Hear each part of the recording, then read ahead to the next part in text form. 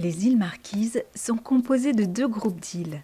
Au sud, Ivaoa, la plus grande, Tahuata, Fatuhiva, la plus méridionale, et Mohotane, qui est inhabitée.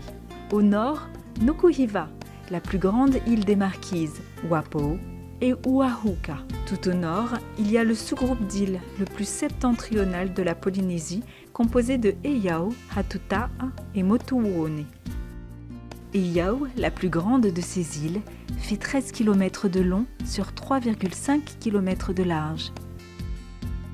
Son mont le plus haut est Mauna Tiketike, 577 mètres.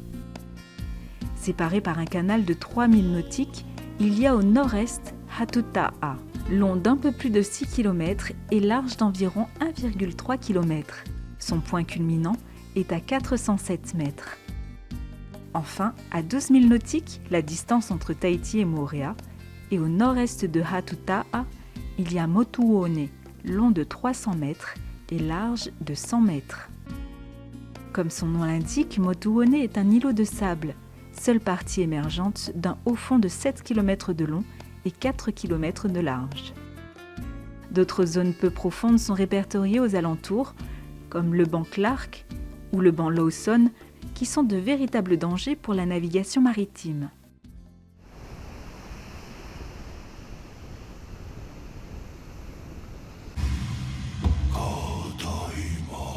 On dit que Eiau était encore peuplée par une population sédentaire jusqu'en 1920.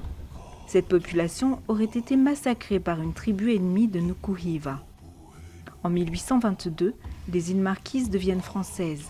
Eiau est visitée par le navire de Dupetit-Thouars, dont le secrétaire Max Radiguet, l'auteur du livre Les Derniers Sauvages, laissera 2 gravures.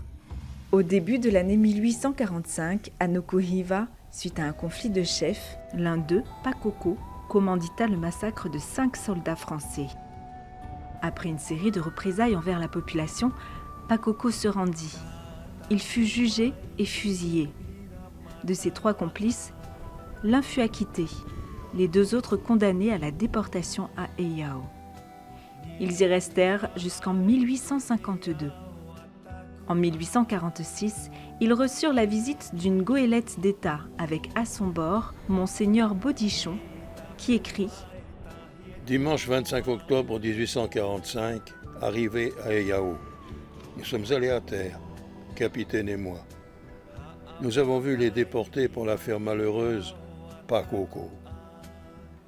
Ils ont pour nourriture de la popoifa, des nonis, des oiseaux, des poissons et du cochon en abondance.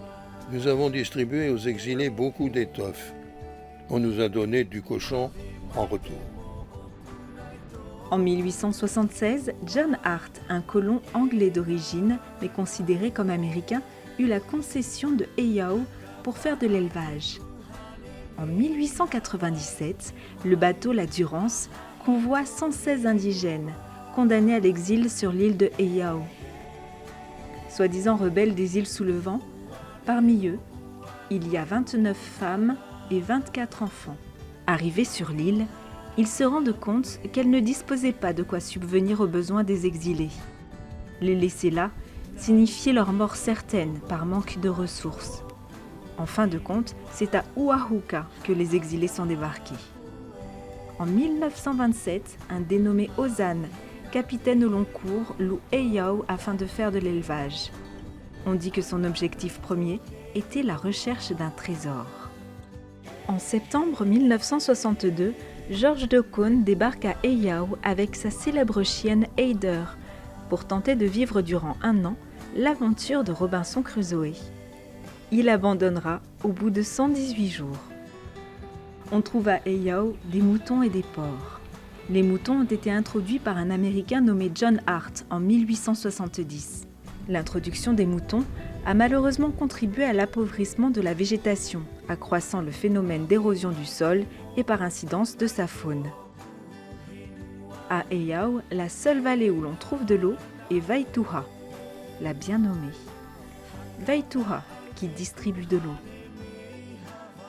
Ce lieu est une véritable oasis, juste au milieu de cette île désertique.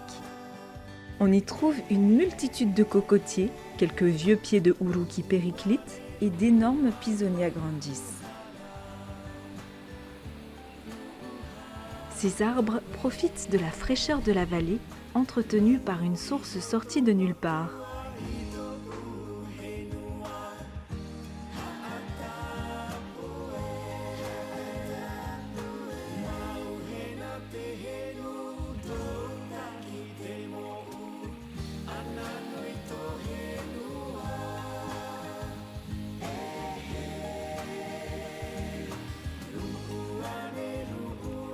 Les chasseurs de Nukuhiva, qui vont périodiquement à Heiau pour plusieurs jours pratiquer la chasse, ont réalisé un captage qui alimente le campement afin de se faciliter la vie.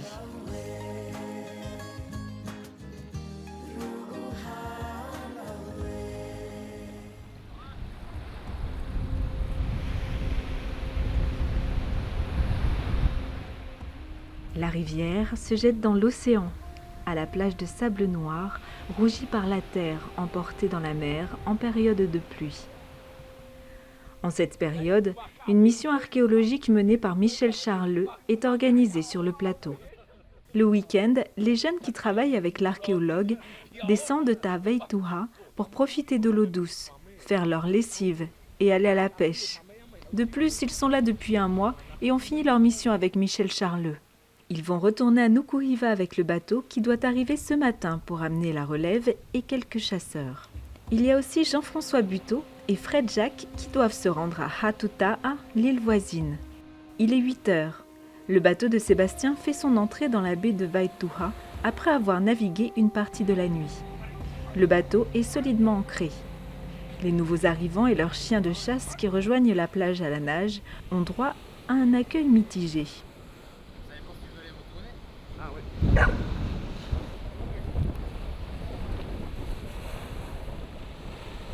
Le bateau a quitté Teiohae au milieu de la nuit et ce matin, à l'approche de Heiau, un thon a mordu sur une des lignes lâchées.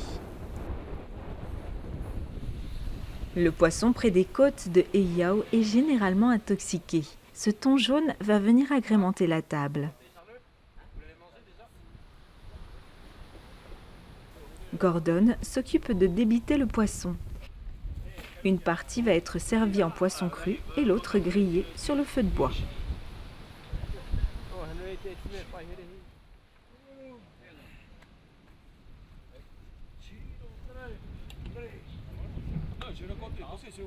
Le bateau va faire une brève halte de 2 heures ici à Veituha. Pour les arrivants, c'est le moment de prendre un petit déjeuner après 9 heures de navigation.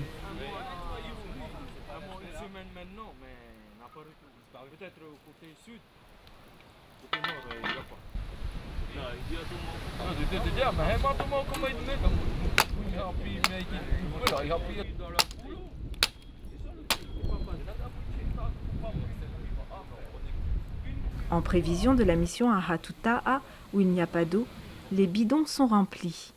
Cette eau sera destinée à la consommation, à la cuisine et à la petite douche. Là-bas, l'eau sera précieuse, pas de gaspillage.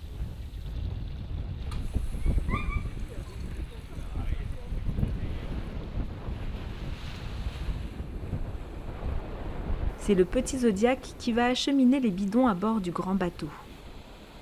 Pour embarquer, les passagers se rendent sur le rocher où le bateau peut s'en approcher. Il y a une petite houle, il faut être patient et choisir le bon moment pour s'agripper sur le bastingage et grimper à bord. La mer est calme, c'est le départ pour Hatuta'a. Les chiens savent qu'ils vont partir en chasse.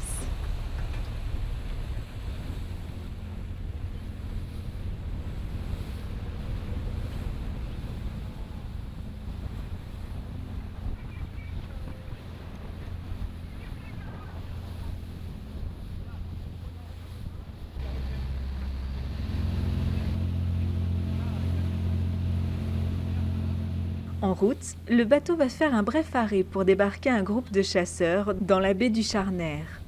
Dans cette zone désertique, ils prévoient de chasser toute la journée et rentreront à Veituha avant la nuit. Là aussi, pour le débarquement, il faut être vigilant. Les rochers sont glissants et acérés. Bidons d'eau, fusils, chiens, sacs à dos pour transporter la viande, les chasseurs sont prêts.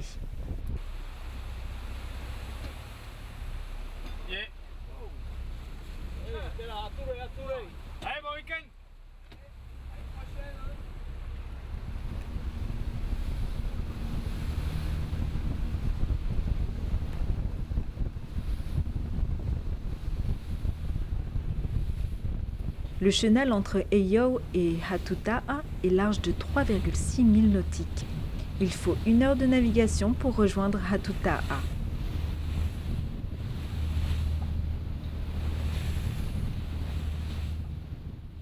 En juin 1791, Étienne Marchand, à bord du Solide, découvre les îles du groupe Nord des Marquises et en prend officiellement possession au nom de la France. Il leur donne des noms tirés de son expédition. Wapou et l'île Marchand en son honneur. Nukuhiva et l'île Beau en l'honneur des financiers de l'expédition, les frères Jean et David Beau. Wahuka et l'île du Solide, du nom de son bateau. Hatu'iti et les 2 frères, car un 2e îlot se trouve à proximité.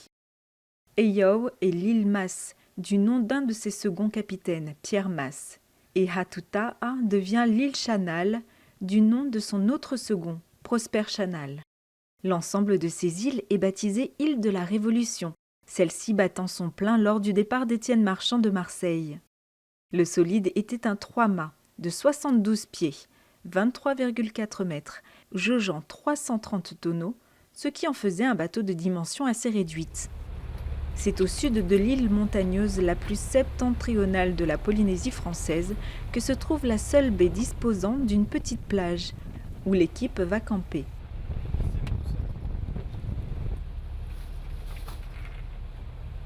De Veituha à cette baie, il y a un peu plus de 8 milles nautiques.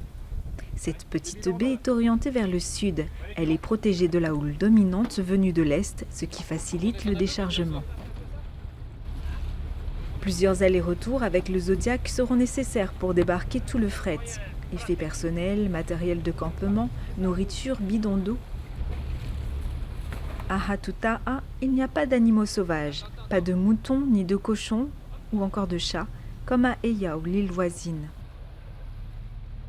Hatuta'a, du fait de son isolement géographique et de l'absence de sources d'eau permanentes, a été épargnée des grandes perturbations anthropiques. Cette île est l'un des derniers vestiges de la végétation sèche de basse altitude des îles Marquises.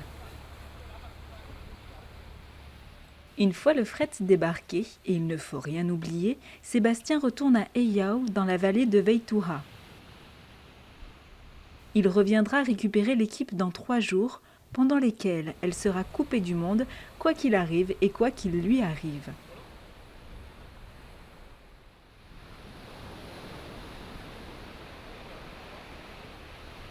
C'est le moment de l'installation du campement. Il faut chercher l'emplacement idéal sur le sable, entre les arbres, à l'ombre des grands pissonia grandis, où nichent une multitude d'oiseaux. Jean-François Buteau et Fred Jacques sont botanistes et habitués à ce genre d'expédition. Ce n'est pas la première fois qu'ils viennent à Hatuta'a et connaissent parfaitement cette île.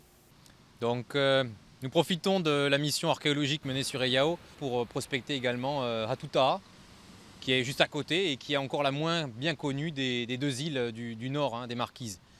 Donc il y a eu déjà 4 ou 5 prospections de botanistes. Nous on y est passé il y a 2 ans, mais on n'y était resté qu'1 à 2 journées. Donc ce qui est assez court pour cette île qui fait quand même 7 km². Donc nous profitons de ces jours-là pour essayer cette fois-ci 3 jours à essayer de prospecter les endroits où on n'est encore jamais allé. C'est-à-dire les flancs assez pentus de l'ouest et quelques petites zones de bord de mer à basse altitude ici. Ce qui est intéressant dans les îles marquisiennes, c'est qu'on peut s'intéresser assez facilement à plusieurs domaines, les plantes, les insectes, les oiseaux, les animaux en général et l'archéologie. Donc on va essayer de compléter les inventaires, bon, pas tant sur les oiseaux parce que ça a été déjà très bien étudié par pas mal d'ornithologues, mais sur la flore, au dernier passage qu'on avait fait, on a trouvé des plantes en plus, donc on pense pouvoir en trouver encore en plus. C'est d'autant plus intéressant que cette île-là, Hatuta'a, est la moins dégradée des Marquises, donc de compléter l'inventaire, ça nous permettrait de voir ce qui pousse sur une île très peu dégradée. où il n'y a que le rat polynésien comme prédateur éventuel de la flore. Donc cette carte-là, c'est la carte que Frédéric Jacques a fait lors de notre dernier passage en 2007. C'est la carte de prospection de tous les participants à la mission, parce que tous avaient un GPS qu'ils laissaient tourner tout le temps. Donc ça permet de retracer précisément où est-ce qu'ils sont passés. Donc on voit que la plupart des gens sont partis du campement ici et ont prospecté la partie basse du plateau et après tous la même crête sommitale. Bon, moi j'étais allé faire un petit tour sur le côté en plus, mais ça donne bien une idée de là où ont été faites les principales prospections. Donc avec Fred, nous allons essayer d'aller dans d'autres endroits que ceux qui ont été prospectés en 2007. Donc ça nous donne toute la partie nord-ouest de la carte ici, ces pentes qui vont de 300-400 mètres de haut jusqu'en bord de mer. Je ne dis pas qu'on descendra jusqu'en bord de mer, mais il y a quand même des grandes zones à prospecter. Donc le plateau sommital, on a fait essentiellement les bordures sur la crête sommitale ou sur les falaises de l'Est. Donc on va essayer de serpenter éventuellement plus à l'intérieur. Et cet après-midi, c'était à côté du campement, ici au sud-ouest. On a également la pointe sud-ouest de l'île qui n'a pas été prospectée. Donc peut-être que là, on va trouver des espèces plus littorales. Donc avec ces, je pense, 3 jours de prospection, cet après-midi ici, demain peut-être le plateau sommital et le lendemain le flanc, ça nous donnera quand même des bonnes idées de la flore de Hattuta.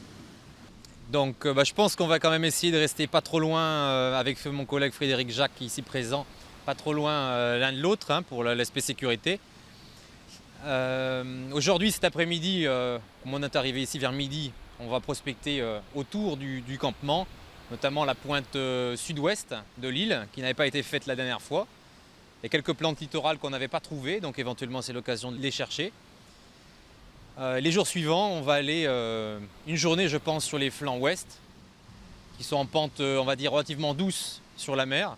Et puis une autre journée pour retourner assez loin sur le plateau, jusqu'au bout, jusqu'à l'extrémité, et faire les endroits qu'on avait mal fait précédemment. À la recherche notamment, par exemple, du coton. Le coton marquisien que Frédéric avait trouvé sous la forme d'un seul pied en 2007. Normalement, on devrait pouvoir en trouver plus, parce que c'est une espèce protégée, c'est intéressant. Il y a aussi quelques plantes intéressantes, ce sont des plantes introduites par les Polynésiens, les premiers marquisiens, comme la patate douce et comme un petit melon. Donc ceux-là, on aimerait bien aussi les retrouver, éventuellement prendre des graines pour le melon, la patate douce éventuellement, voire même des tubercules pour essayer de les multiplier et de voir quelles sont les variétés. Voilà, on va aussi pas mal ramasser les insectes. Frédéric a développé des collaborations avec spécialistes des fourmis. Et puis comme on est là, on va essayer de ramasser tout ce qu'on peut, tout ce qui est vivant. Insectes, araignées, cloportes, c'est déjà fait. Mouches. Donc ça, il y aura des lieux spécifiques pour les mouches vertes.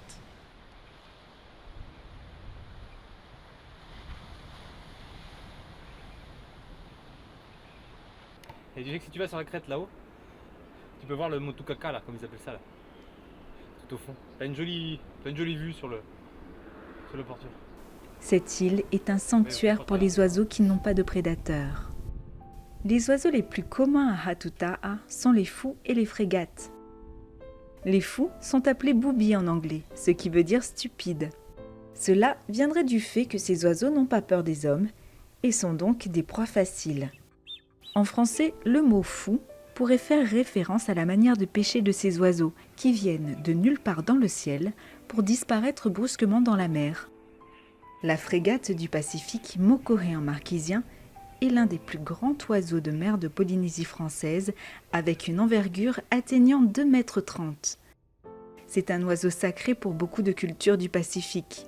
La frégate figure sur le drapeau des Kiribati, dont les antiques croyances en faisaient une messagère des dieux et le signe de la noblesse. Le drapeau des Kiribati représente un soleil levant qui émerge des flots du Pacifique, survolé par une frégate. La frégate représente le pouvoir, la liberté et les danses culturelles. Le mâle est noir avec une barre brune sur le dessus des ailes. Il a des ailes pointues et une queue longue en ciseaux. Il possède un sac jugulaire rouge qu'il gonfle lors des parades amoureuses. L'envergure de ses ailes et la perméabilité du plumage empêchent les grandes frégates de plonger dans l'eau pour capturer leur proie. Elles sont contraintes de se nourrir au-dessus ou à la surface de l'océan. Agiles et vives, les frégates sont passées maîtresses dans l'art, de saisir calmars et petits poissons à la surface, à l'issue de vols spectaculaires au ras des flots. Il n'est pas rare de voir des individus qui cherchent à dérober la nourriture glanée par d'autres oiseaux de mer. Les frégates aiment nicher en colonies plus ou moins denses. Le nid est un large amas de branchettes assemblées dans un arbuste. Pour les juvéniles, la période d'apprentissage du vol peut durer 6 à 8 mois, une durée exceptionnelle chez les oiseaux. La frégate du Pacifique était déjà réputée pour leur capacité à voler des semaines sans se poser. Une récente étude télémétrique de leur trajectoire et stratégie de vol vient de révéler qu'elles peuvent rester dans les airs durant plus de 2 mois lors de leur migration transocéanique. La frégate Ariel, Totaha en marquisien, est plus petite que la frégate du Pacifique. Le mâle est tout noir, à l'exception de 2 taches blanches symétriques sur les flancs et les aisselles bien visibles en vol. Leur bec est long et crochu à son extrémité. La femelle est plus grosse que le mâle. Elle a la poitrine, le ventre et les flancs de couleur blanche. Le juvénile est noir avec la tête entièrement rousse et le ventre blanc. Cette frégate est très agile et très bon voilier.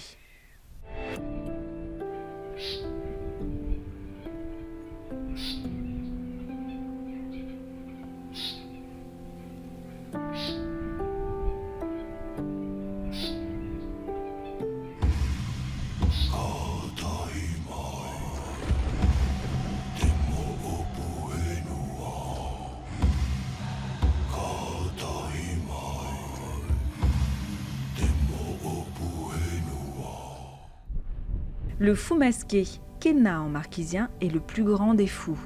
Son corps fuselé est entièrement blanc. Son envergure peut atteindre 1,50 m. Il tient son nom de son masque facial et il a les yeux jaunes. Le bec, conique, est de couleur jaune vif chez le mâle et d'un jaune vert plus terne chez la femelle.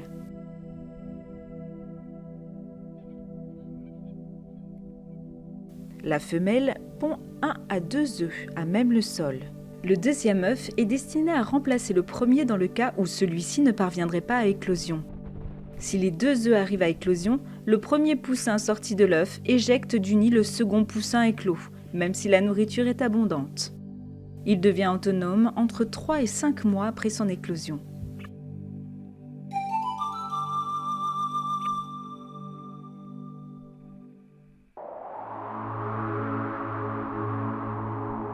Ces oiseaux sont de très bons voiliers.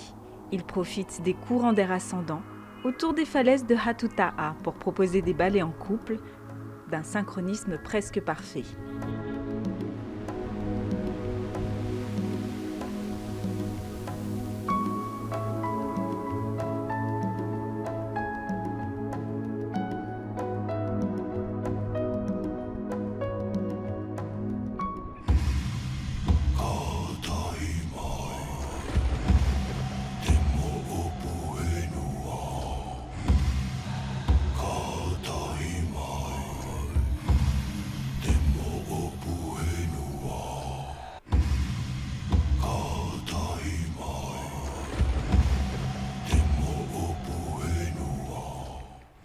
Le fou brun, Kakioa en marquisien, peut avoir une envergure jusqu'à 1,50 m.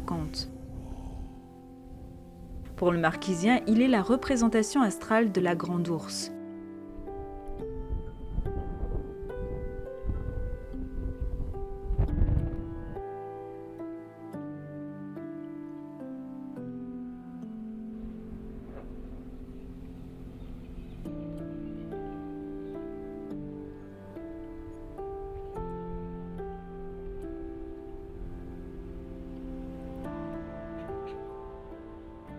La peau nue de la face et du menton est bleutée chez le mâle et verdâtre chez la femelle. Cette espèce est présente dans tous les archipels de la Polynésie, avec une densité de ses effectifs plus importante aux Marquises.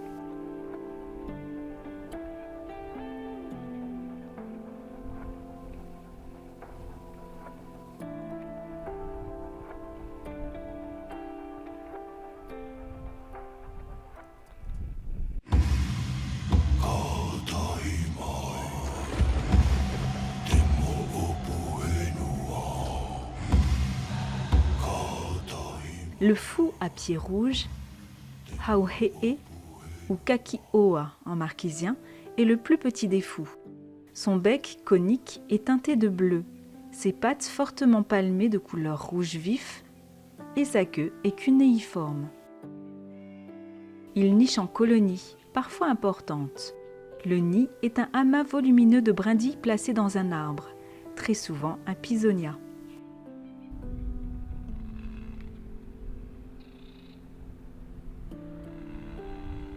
La ponte est constituée d'un seul œuf, couvé par la femelle et le mâle pendant 44 à 46 jours.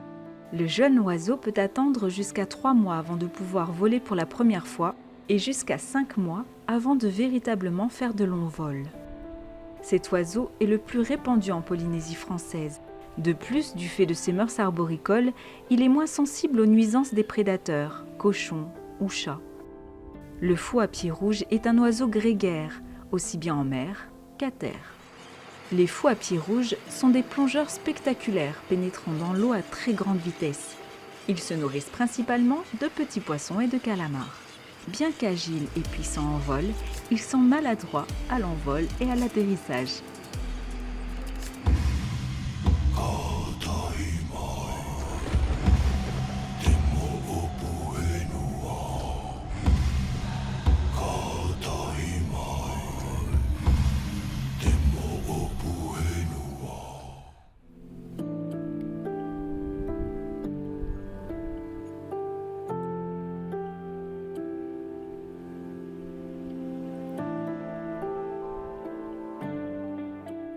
Le phaéton à brun rouge, Toakeku-a, peut atteindre 95 cm si l'on tient compte de ses 2 longues rectrices, ses plumes caudales.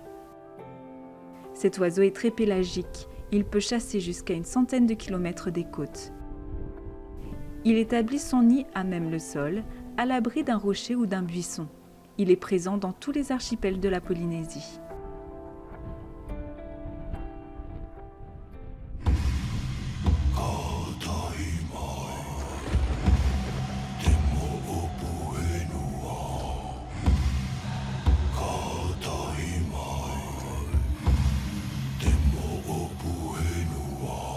Il y a enfin la gallicolombe, le kotou'e en marquisien.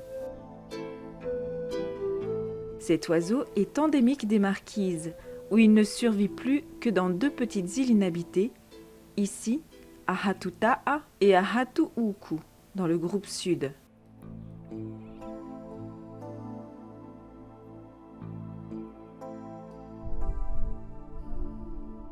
La gallicolombe est essentiellement granivore et affiche une attitude peu farouche envers les visiteurs, mais s'envole en cas de danger immédiat.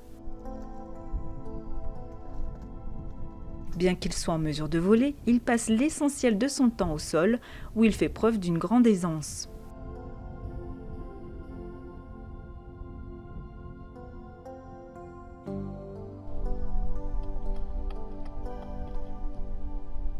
Elle se nourrit de petites graines de plantes herbacées.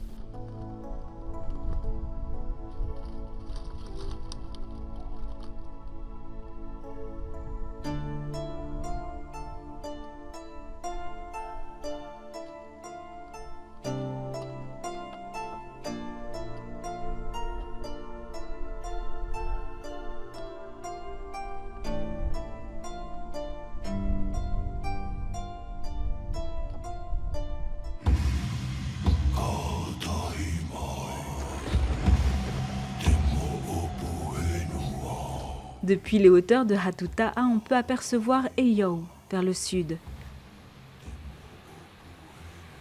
Motuone, l'île de sable, se situe vers le nord-est. L'équipe s'y rendra dans quelques jours.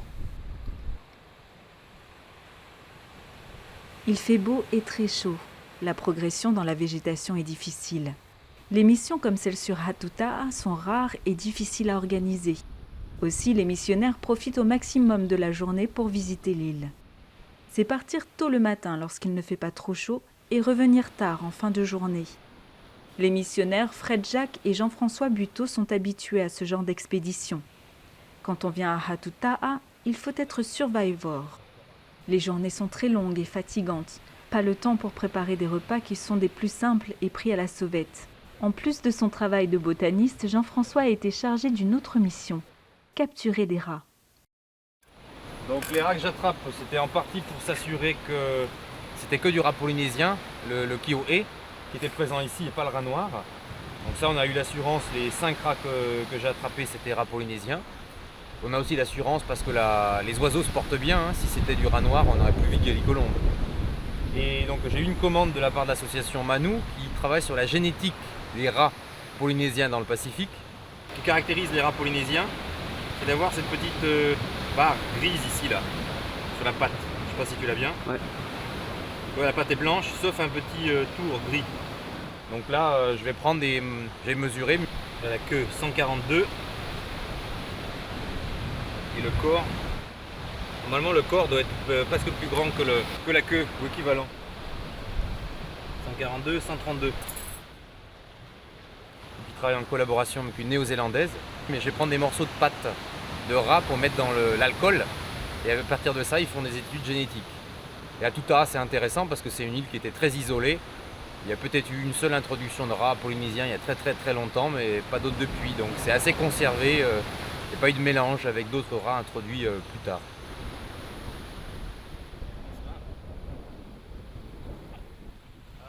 Les rats capturés sont jetés dans la mer. Ils vont diversifier le menu des féroces poissons qui abondent dans les eaux de ces îles isolées. Les journées sont toujours riches en enseignements et bien remplies sur cette île où le cheminement est difficile, sur les pierres, entre les buissons, aux branches agressives. Oui, bonne journée, quelques plantes en plus. Toujours pas mal de fatigue hein, sur Atuta. Plein d'oiseaux, plein de gallicolombes, hein, on n'est pas tranquille, ça bouge partout. Pas beaucoup d'insectes, mais des beaux paysages. Hein. Alors, deux nouvelles, il y en a une c'est le Kenae, en tahitien c'est le Ate, c'est l'érythrine, l'arbre à baleine qui fait les fleurs rouges. Donc ça c'est une introduction polynésienne. Donc il y a un seul pied qui subsiste sur le plateau là. Puis la deuxième c'est un Pohuetai. Pohuetai, hein, en bord de mer à Tahiti, à Nukuhiva, ça fait les fleurs roses, c'est la liane qui rampe en bord de mer. Et ben sur un bord de falaise à 200 mètres d'altitude. Pas très haut, hein, mais on le trouve comme ça aussi à Heiau. Donc on va dire Heiau à Tuta, c'est normal de le trouver en altitude. Tandis que dans les autres îles, c'est essentiellement bord de mer. Et puis il y a la patate douce qui pose problème. Hein. On avait parlé de la patate douce. C'est pas une patate douce, c'est autre chose. Ça fait des grandes fleurs blanches et ça fait des graines. Alors bon, est-ce que les patates douces font des graines normalement en Polynésie? Peut-être pas. Bah, peut-être que oui. Mais les grandes fleurs blanches, ça me va pas. Voilà. Pendant leur périple dans la montagne, le botaniste fait des trouvailles hors de ses attentes. Il est marqué ni consigne ni retour. Donc effectivement, ils ont raison de l'acheter dans la brousse. Hein. Ça valait rien. Elle vient d'où 400 mètres d'altitude, pas loin du sommet, à 4 km d'ici. Ouais, mais bon, sinon c'est propre. Hein. Sinon c'est propre.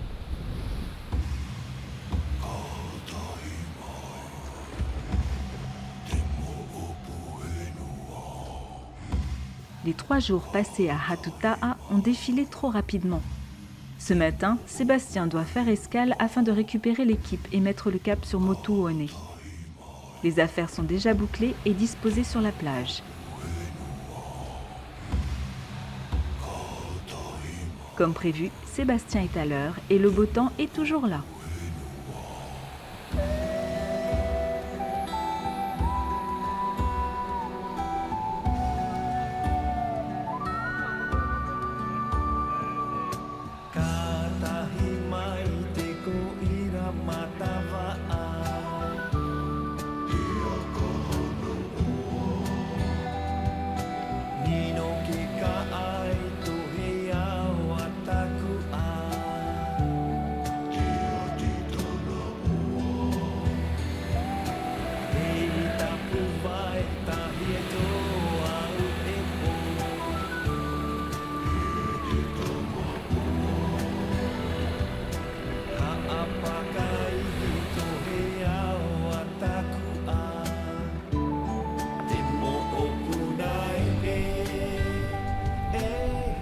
le départ pour Motuone, situé à environ 12 000 nautiques à l'est de Hatuta'a. Motuone est la seule partie émergente d'un atoll submergé, long de 14 km et large de 8 km. La profondeur de ce haut fond est de moins de 10 mètres. Il est un véritable danger pour la navigation maritime. Un autre haut fond, le banc Clark, est situé au nord de Ua-Huka avec une profondeur de moins de 10 mètres. Entre le banc Clark et l'atoll immergé de Motuone, il y en a deux autres, plus petits, d'environ 40 mètres de profondeur. L'un d'eux est le banc Gogel. À l'approche de Motuone, les oiseaux de mer qui s'y reposaient prennent leur envol.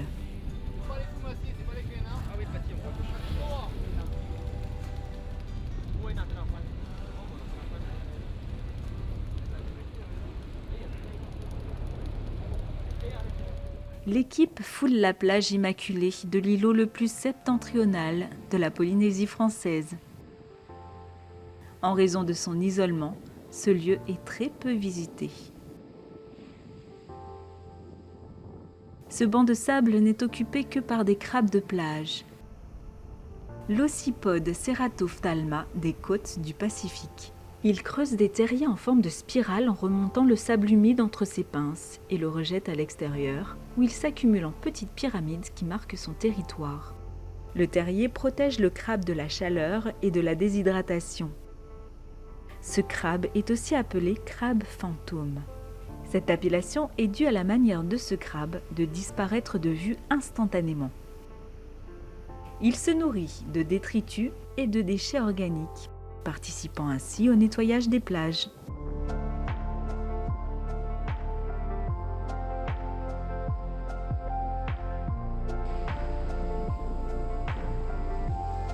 Motuone signifie îlot de sable.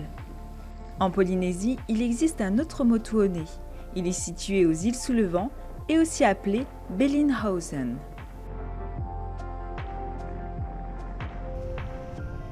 Motuone des Marquises n'est formé que par du sable, une dune d'une hauteur d'environ 3 mètres.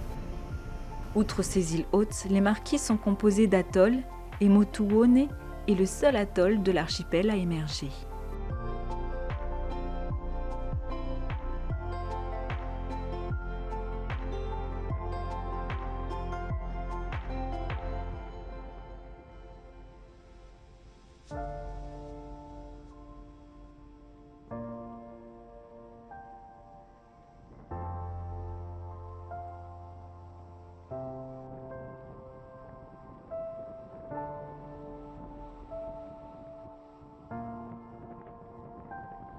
Du côté au fond, on trouve là où les vagues se brisent d'énormes blocs appelés grès de plage ou beach rock.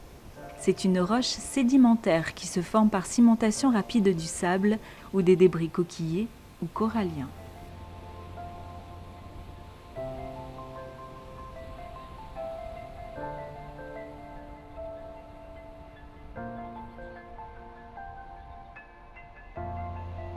Motuone est un lieu privilégié pour la ponte des tortues.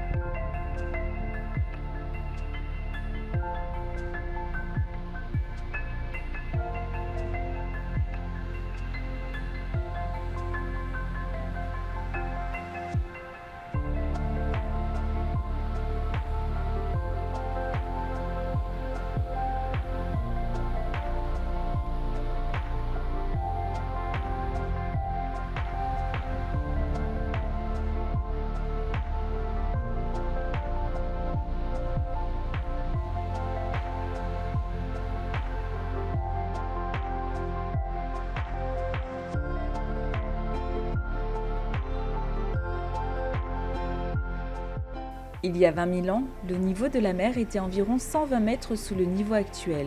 Ces atolls étaient alors des îles hautes à part entière, dont le sommet avait des altitudes variables.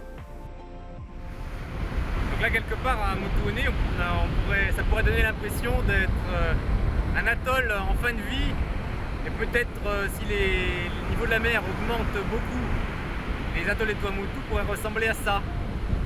Ça pourrait être un passage avant la disparition complète. Parce que là on voit bien, on a les platiers, le sable posé dessus. Donc peut-être que ça pourrait nous donner des idées d'à quoi ressembleraient les Tuamotu dans quelques centaines d'années.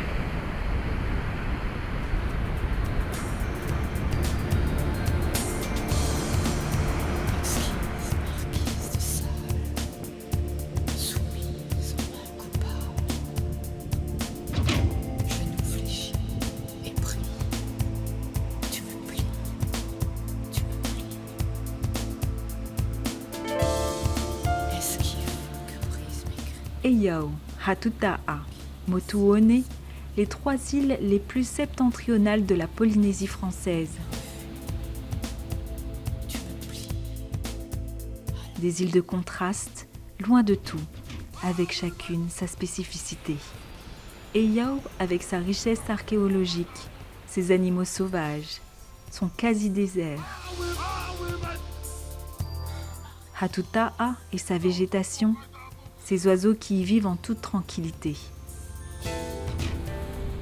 Motuone, îlot de sable, unique en Polynésie. Exquise marquise.